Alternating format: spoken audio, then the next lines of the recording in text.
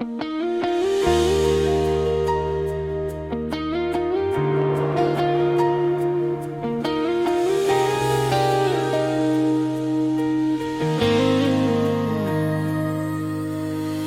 estou em meu trono e daqui eu posso ouvir 1 bilhão de orações de todos os lugares subindo até a mim. Eu ouço seus pedidos, suas canções, seu choro mais aflito. Mas há um som que eu anseio, que ainda não foi emitido. Eu ouço a sua adoração, mas também ouço a divisão. Eu ouço seu louvor, mas também a distração.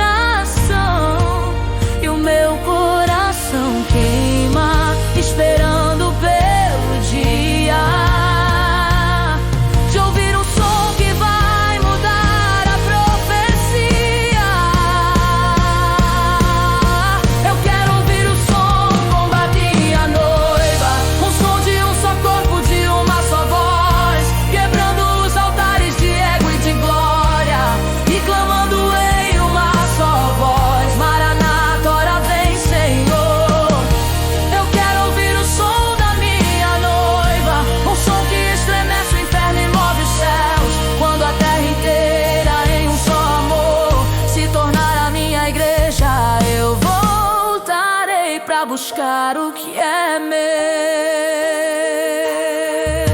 Eu vejo os seus templos, suas luzes, sua estrutura, mas o que eu procuro é um povo que me procura, não por bênçãos, não por fama, não por reconhecimento, mas que anseia pela minha volta a todo momento.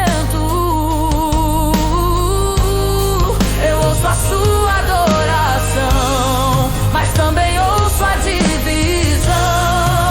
Eu ouço o seu louvor, mas também a distração. E o meu coração queima, esperando pelo dia de ouvir um som que vai mudar a profecia. Eu quero ouvir o som da minha noiva, um som de um só corpo, de uma só voz, quebrando os altares de ego e de glória, e clamando em uma só voz: Maranata, ora vem, Senhor.